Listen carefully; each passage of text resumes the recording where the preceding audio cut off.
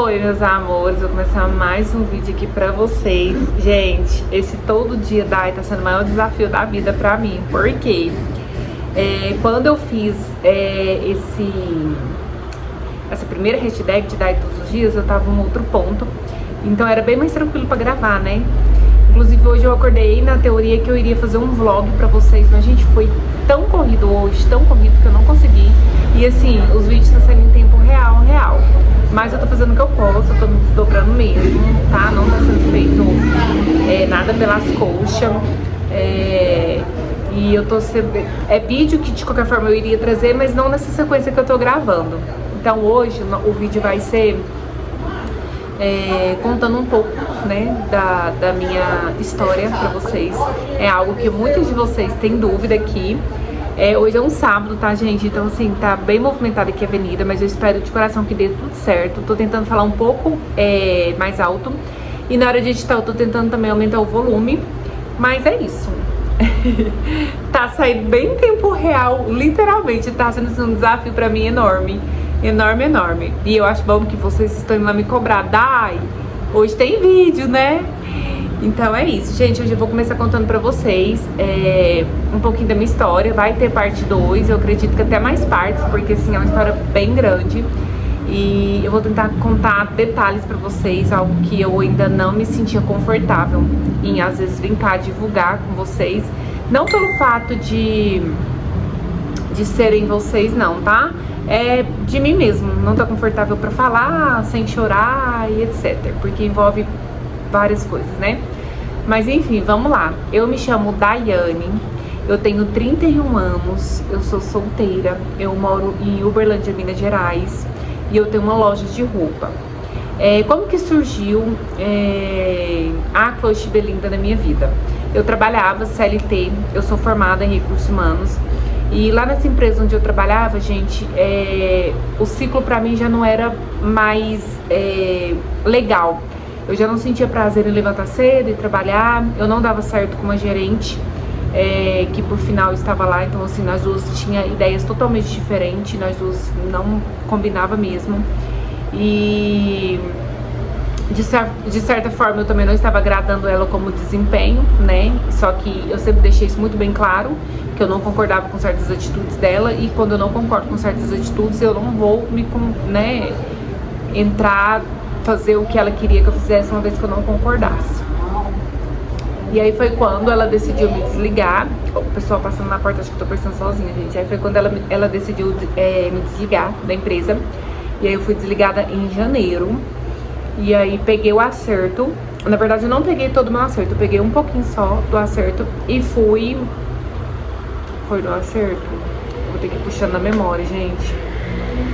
Foi, na verdade ela me desligou. E aí a minha prima tava indo pra São Paulo e eu falei pra ela, eu vou com você. Eu fui pra conhecer. Quando eu fui pra conhecer, eu já sabia que eu estava desempregada e tudo mais. E aí dentro do ônibus me veio a ideia de querer empreender. E muitos de vocês...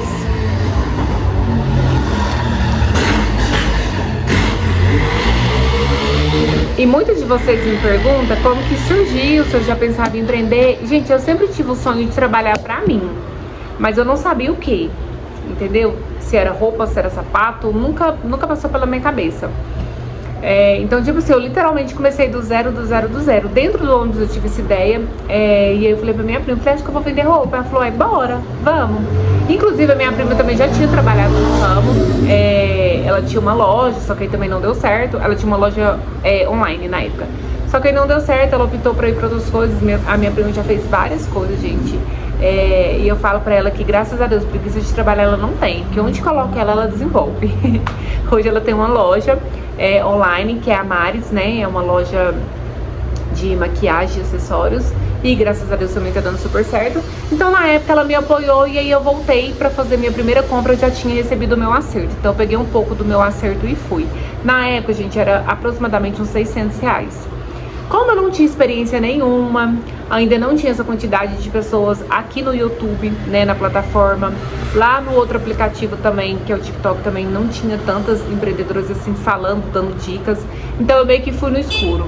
Mulher, fui lá, fiz uma compra totalmente errada, gente, tipo, totalmente, toda desconecta.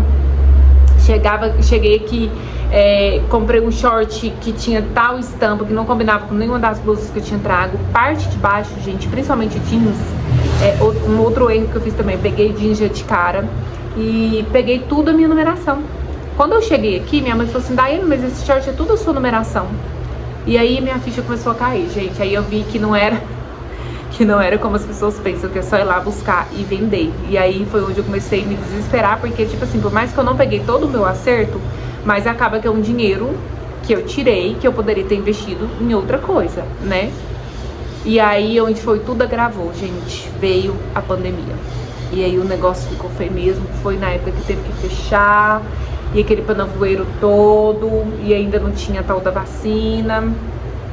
E aí foi onde minha família também passou por um turbilhão de coisas. A minha avó pegou o Covid e infelizmente ela não aguentou. Ela foi uma das primeiras, né, uma das primeiras pessoas que pegou. Então assim, era tudo muito novo, os médicos não sabiam como que te tratava, ninguém sabia como que tratava. E aí o Coisinha também pegou. E gente, foi tudo assim, questão de pouquíssimos tempos, pouquíssimo. O Adalto fala que ele é um milagre mesmo de Deus, porque eu levei ele no hospital, ele já tava bem ruim quando a gente chegou no hospital. E aí a médica lá da UTI, como eu tô falando pra vocês, como era uma vivência, tipo assim, era muito novo pra todo mundo, então assim, as pessoas não sabiam como que lidar. E acaba que os profissionais de saúde estavam todo mundo cansado, todo mundo, né? E aí a médica desse primeiro hospital que a gente levou ele, falou pra ele assim, não, pode ir embora pra casa, que ele tá melhor do que eu. Ela usou essas palavras, ele está melhor do que eu. No outro dia, gente, o Adalto não sentava. Já cheguei com ele, assim, bem ruim mesmo, no hospital que a gente foi. E graças a Deus, gente, graças a Deus ele tinha um convênio. Então a gente foi direto pro hospital onde que tinha esse convênio, e lá já internaram ele, e foi tipo assim, graças a Deus lá deu atenção pra ele muito rápida, porque eu acho que se tivesse esperado questão de minutos, ele não teria aguentado. E tudo muito rápido. Ele já subiu pro quarto, já colocou ele no oxigênio. E aí a gente recebe a notícia que a minha avó havia falecido e o Adalto estava internado. Nesse meio tempo, o meu primo, que hoje é o esposo da minha prima, que morava com a minha avó, também pegou a Covid e foi para um outro hospital. Quando o hospital ligou, entrou em contato comigo, né? Na verdade, entrou em contato com a minha tia me ligou. E assim, o nosso maior desespero, gente, eram as pessoas que a gente achava que iria sofrer mais. Que a gente sempre tem isso, né? Ai, fulano é mole pra essas coisas. E lá em casa, a minha mãe, ela é muito frágil pra qualquer coisa, gente. A minha mãe, se ela pega uma gripe, nossa, tudo nela é mais intenso, tudo nela é mais forte. E aí a minha preocupação no momento era minha mãe e minha prima, que morava com a minha avó, que foi minha avó que criou. Então, assim, a minha preocupação era elas de início. E aí ela não queria, como tudo já tinha acontecido com a minha avó, ela não queria deixar o esposo dela ir pro hospital. E quando ele chegou lá, a saturação dele também já estava baixíssima. Ele teve que ficar em balão de oxigênio também. E aí a gente corre pra um lado, corre pro outro. Nesse meio termo eu descubro que eu também estou com Covid. Todo mundo tava. E assim, gente, lá em casa a única pessoa que dirige é eu e o Adalto. E na ausência do Adalto, tinha eu, a gente tinha que pegar boletim de ocorrência, a gente tinha que pegar o boletim deles, né, tinha que correr para um lado, tinha que correr para o outro. E aí vem a notícia que a minha avó faleceu. Aí foi na madrugada, hospital ligado de madrugada, a gente já sabe que não é notícia boa. Eu não sei explicar pra vocês, gente, de onde que eu tirei assim força, porque eu falo que eu não passei pelo luto, tipo, real da minha avó, sabe? Se vocês me perguntar algumas cenas, algumas coisas, eu tento puxar na cabeça, mas eu não consigo, eu não lembro. E aí a gente chegou lá no hospital, a médica toda equiparada, sabe? Então vocês viram na televisão aquela cena horrível. E tipo, minha prima desesperada, e ela querendo abraçar minha prima e não podia abraçar, né? Porque minha avó tinha... hoje eu entendo que minha avó não morreu por conta da Covid, sim, mas foi por intercorrências, né, que o vírus deixou no corpo dela, que no caso da minha avó afetou os rins, que ela já tinha problema de rins. E aí aquela bagunça toda, e aí deram notícia pra minha tia pelo telefone, se eu não me engano, acho que, não lembro, não me recordo bem, gente, se foi pelo telefone, se não foi. A minha tia, que é a mãe da minha prima. E aí tipo assim, é uma das minhas tias que, gente, desde quando eu me conheço por gente, sempre trabalhou, muito esforçada, trabalhava em 2 empregos, gostava de comer do bom e do melhor, então ela gostava de trabalhar, ela gostava de ter dinheiro. Eu falo isso pra ela, ela gostava não, ela gosta ainda de ter dinheiro, então ela era uma pessoa que nas férias dela, ela arrumava bico. E no ato da notícia, ela não fazia o tratamento correto da pressão alta, tá? Então, assim, isso aqui fica até como um alerta pra você que tem aí sua mãe, irmã, tia, ou até mesmo você que tem aí hoje hipertensão. Gente, cuida, porque o pico dela é muito rápido, é muito, né? E aí, como a minha tia não fazia o tratamento, não tomava o remédio corretamente, quando ela recebeu essa notícia, ela teve o pico da pressão e ela deu um AVC. Mais uma pessoa pro hospital. Então, assim, a minha tia não viu enterrar a minha avó não teve velório. Eu acho que foi um dos velórios mais, tipo, marcante mesmo, que eu vivenciei, que eu presenciei, porque como eu falei pra vocês, tipo assim, foi um dos primeiros mesmo, então as pessoas tinham medo, né? A verdade era essa. E a minha avó, gente, até no dia, a gente riu muito, tipo assim, riu depois, né? Porque ela sempre falava, eu vou no velório de todo mundo.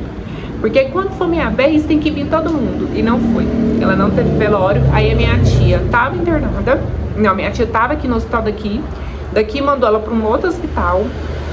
Ela não viu enterrar minha avó. Aí foi eu e minha outra prima que correu atrás dos trâmites de tudo. E eu falo que, hoje eu falo assim, que Deus fez tudo perfeitamente. Porque nesse período todo, eu já tava meio que de stand-by da loja, né? E por mais que era online, mas eu marcava com os clientes, eu ia na casa delas, levava a mercadoria, a mala e tudo, elas experimentavam. Só que eu já tinha dado uma pausa antes disso tudo acontecer. E quando tudo isso aconteceu, aí a gente enterrou minha avó e a gente precisou ir correr atrás da saúde da minha tia. Daqui do hospital, minha tia já foi transferido para um outro, que é maior, que tem, assim, mais especialistas, né? E aí foi descobriu que minha tia teve um AVC. Minha tia entrou em coma, ela não acordava, e aquela pressão, porque se ela não acordar a gente vai desligar os aparelhos, toda aquela pressão. E isso, gente, o Adalto foi entubado. O Adalto tinha sido entubado no hospital e acaba que o Adalto passou pelos mesmos processos que a minha avó. Então era boletim do Adalto, era boletim da minha tia e era boletim do meu primo. O meu primo, ele tem uma ansiedade muito atacada, que é o esposo da minha prima. Então, assim, quando falava pra ele assim, você vai ganhar alta, a saturação dele aumentava e ele não conseguia sair do oxigênio por conta da ansiedade. Então, gente, nossa senhora, e eu tô contando pra vocês de forma bem resumida, porque senão esse vídeo vai ficar enorme, né, e fica cansativo. E aí, o hospital chamou pra dar notícia que o Adalto seria entubado. Já não tinha mais opção, tá, gente? Mesmo que tivesse também, o médico jamais iria deixar de tentar salvar uma vida. Então, eles só entraram em contato comigo. A primeira pergunta que eu fiz pro médico foi se o médico falou com ele, né? E aí, o médico falou que sim, que já tinha falado com ele e que ele não tinha autorizado. Ele falou pro médico que ele não autorizava. E aí, o médico, gente, um anjo, falou pra ele, falou, se for preciso salvar a sua vida, eu vou sim, né, te entubar. E foi o que aconteceu. O coisinho ficou 7 dias entubado. 7 dias. Pra vocês imaginar que não poderia acontecer, aconteceu. Ele deu febre, ele parou de fazer o xixi, que é o que eles mais têm medo, né? E aí, gente, todo o processo que a minha avó passou, a gente passou com o Adalto. Até que, graças a Deus, ele reagiu. E aí o médico entrou em contato falando que iria começar a tirar a sedação dele. E é daí que vem o apelido, que eu até comentei aqui com vocês. E aí, na hora que a gente vai acordar ele, quem da família vai vir? Eu acho que tava todo mundo naquela ansiedade, ao mesmo tempo com muito medo, porque o Adalto e minha avó, que na verdade é a sogra dele, eles eram muito ligados. Eles tinham, assim, uma sintonia, tipo, surreal, os dois, sabe? Pra falar a verdade, ele se entendia mais com a minha avó do que minha mãe, que era filha. Então, a gente tava todo mundo no calor dessa emoção. E aí eu falei, então tem que ser eu. Aí eu fui. E aí a gente conversou por videochamada. Eles me entregaram um tablet. E lá dentro tinha um outro tablet, né, com ele. E o Adalto, gente, é uma pessoa que tem uma fé também, assim, ó. Graças a Deus. A fé dele é assim, bonita de se ver. E aí, quando eu cheguei no hospital, a primeira coisa que a enfermeira me falou, que ele fez todo mundo chorar. E pra quem não conhece, o Adalto é muito chorão, gente. Eu falo que tudo que você fala pra ele, se ele buscar na memória dele, ele começa a chorar. Ele é muito chorão, ele só tem a cara feia. E aí a enfermeira contando que ele se emocionou muito, né, quando ele viu o sol e tudo, e fez todo mundo chorar. E aí quando ela atendeu a ligação, como eu tava ali também no auge da ansiedade, sem saber o que ele dá, quando eu vi o rostinho dele, eu chamei ele de Coisinha. E aí ficou o apelido. Então é daí que é esse apelido. E aí, gente, graças a Deus as coisas foram evoluindo muito bem. Nisso nós ficava. E cada um, gente, ficou em lados opostos de hospitais, tá? Pra quem é daqui de Uberlândia vai saber. O Adalto ficou no MC. A minha tiazinha ficou na medicina de clínicas. E o Vinícius ficou na Santa Catarina, que na época era só pra quem tinha um Covid da rede pública. E aí a gente todos os dias fazia esse trajeto, até que eles decidiram começar a ligar pra dar o boletim. E já aconteceu, só da minha tia que não, porque minha tia era neurológico. E aqui a gente não tem muitos neurologistas pra ficar à disposição de ficar ligando essas coisas, então tinha que ir. E já aconteceu, eu lembro perfeitamente da minha prima entrar e eu ficar com o telefone dela e com o meu. Gente, que legal, sabe o que é? Vestir o homem de mulher, acabou de falar o trem, não sei o que, de casamento, ele tá casando. Tá de mulher, gente, de blanche, vestido. Só isso aqui na porta. Mas enfim, aí voltando. E aí eu lembro de eu estar com os dois telefones e eu orava a Deus pra que os médicos não ligassem. Porque, tipo assim, se ligasse eu tinha que escutar na hora o boletim, né? E aí, eram hospitais diferentes. E sempre deu muito certo, gente. Sempre deu muito certo. Até os médicos que Deus colocou na vida da gente, tipo, nunca deixaram a gente perder aquele pouquinho de esperança que a gente tinha. Nunca falou uma palavra de tipo assim, não, sabe? Não. Se vocês têm fé, se vocês acreditam, tem sim a possibilidade dele, né, melhorar e tal.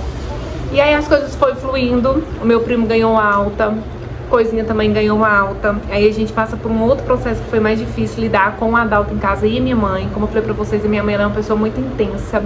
Então a minha mãe é muito preocupada, ela é muito dada. Minha mãe, que ela puder te ajudar. E aí o Adalto não conseguia comer porque ele tava com tubo. E aí ela queria que ele comesse. Então assim, foi todo um processo de mente também, sabe? E aí vem a parte da minha tiazinha, que graças a Deus ela acordou.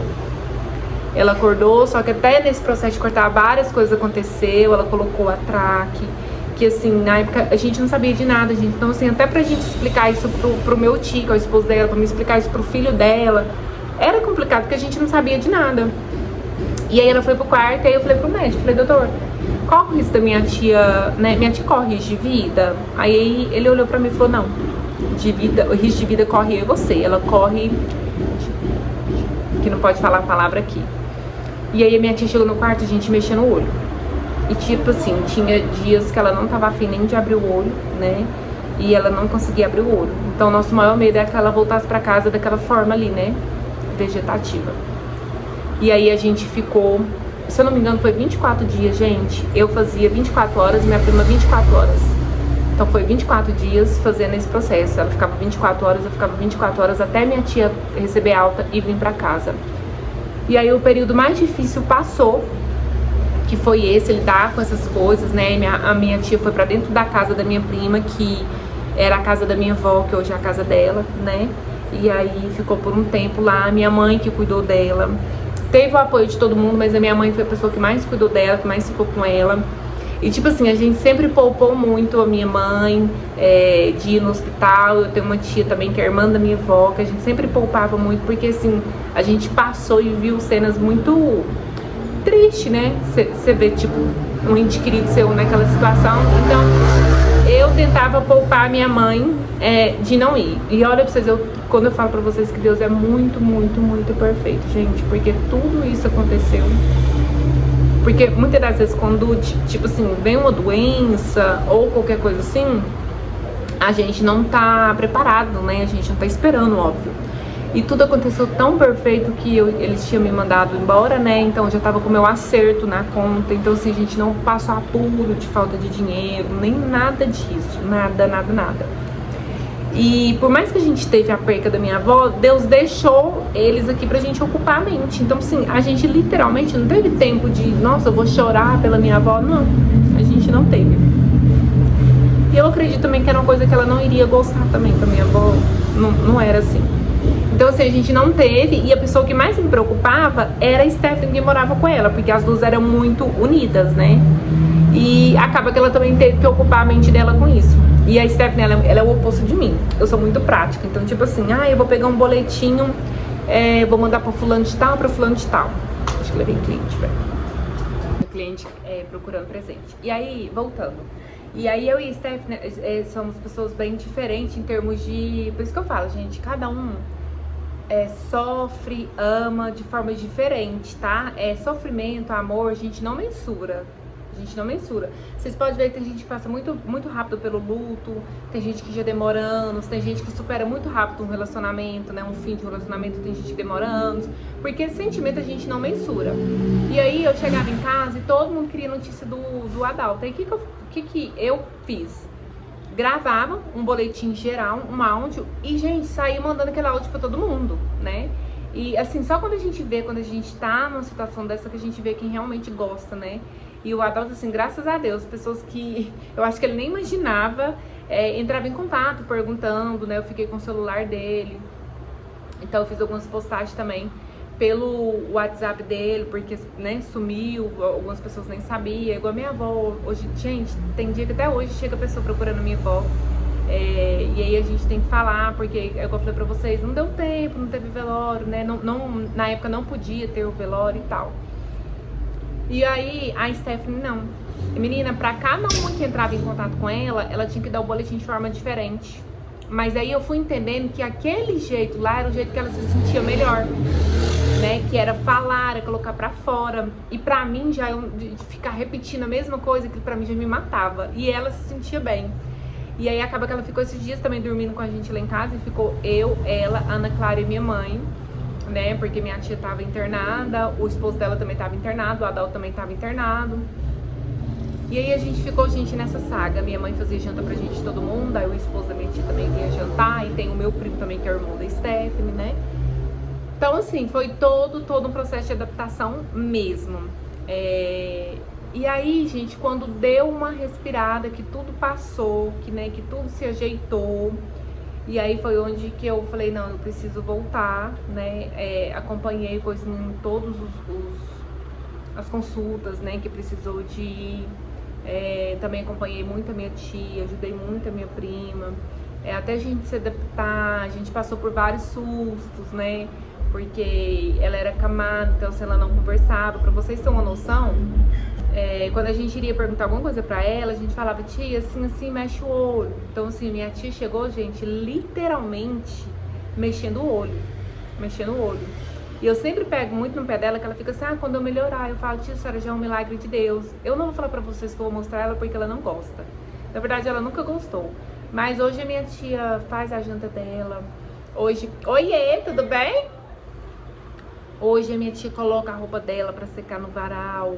Hoje a minha tia conversa, muito boa de conta. Na verdade, ela sempre foi, né? Então, assim, a minha tia é o maior milagre do mundo. Ela ficou com a sequela no caminhar mesmo, né? Então, ela anda, mas com dificuldade. Tá fazendo fisioterapia. Então, assim, a gente tem 2 milagres dentro de casa pra gente contar. E deixar firme que, gente, Deus é Deus misericordioso. E Ele é Deus do milagre mesmo. E a última palavra é a dele. Porque tanto da minha tia quanto do Adalto a gente já estava preparado para o pior. E Deus não quis assim, não foi assim que aconteceu. E aí foi onde que eu falei, não, vou abrir minha loja. E aí eu já quis fazer de um formato totalmente diferente, eu já voltei, que eu queria um espaço físico para mim.